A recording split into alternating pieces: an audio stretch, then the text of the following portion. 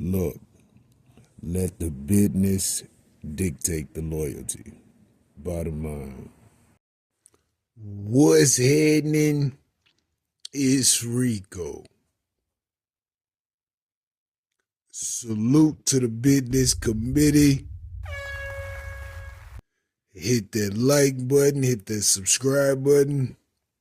We in here. Diddy.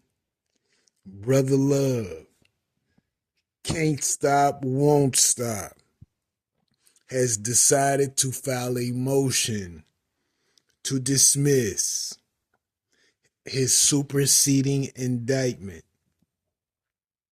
which includes the legalities of the Mann Act. Diddy is stating his claim is that the Mann Act has never been used to convict any male of the white race, and that he is being singled out because he is a powerful black man. It argues that the law was originally designed to prohibit the transportation of women for sex, and that it's used against Diddy as an example of racial bias. The defense also reiterated its position that all sexual activity involving Diddy with his partners was consensual. Prosecutors have yet to respond to Diddy's motion to dismiss or the allegations of racial bias, although they have rejected similar claims during a pretrial hearing last October, calling them baseless. The trial is set to begin May 5th, 2025, and Diddy is facing up to life if convicted. Damn. Listen, I'm not mad at Diddy for trying to exhaust all options for release, dismissal, etc. But what we have to take into account is that Diddy has allegedly up to 50 employees that have turned and that are cooperating with the feds.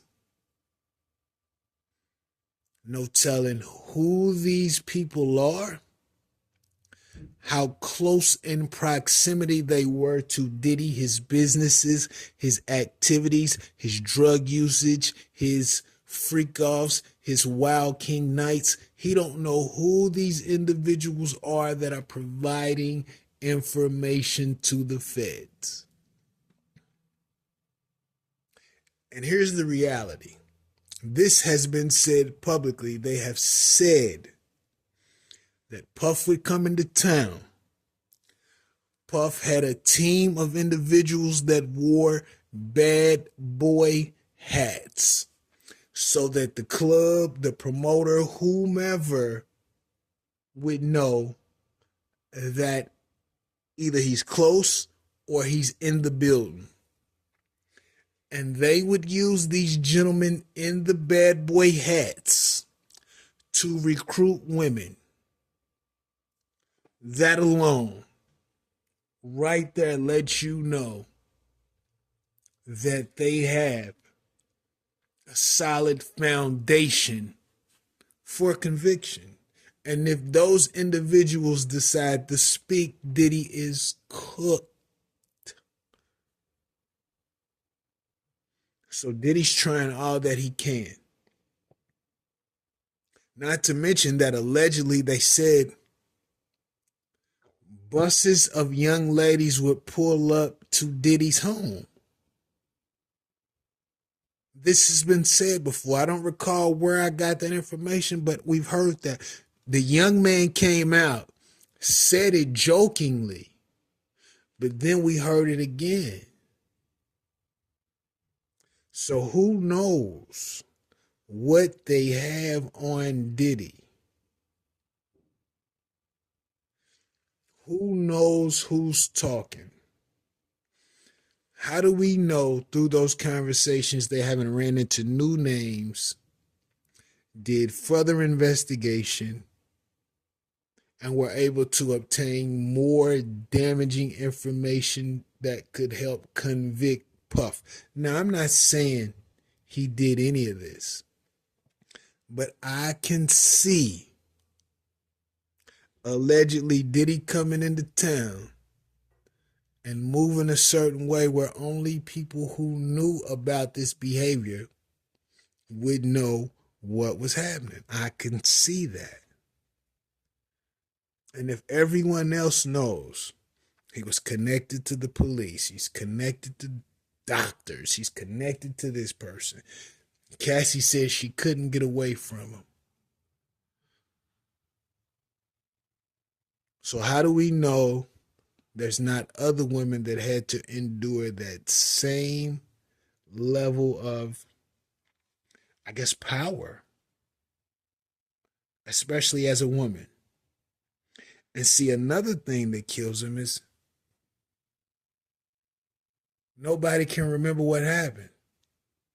Somebody put you in a position where you can't remember what happened. Trust me, something went on that you probably wouldn't approve of if you was in your right mind.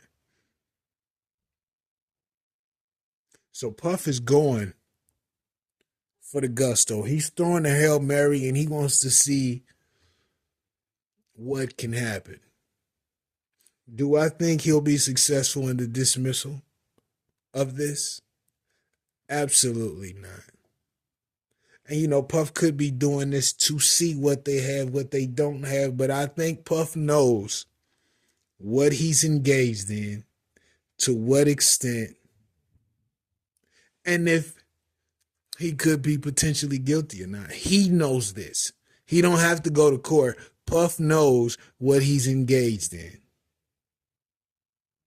over the years, especially over the last 10 to 15. I don't see this dismissal at all. But I could be wrong.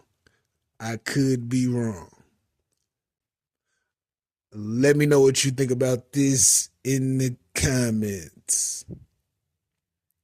Rico, what the business is. 100.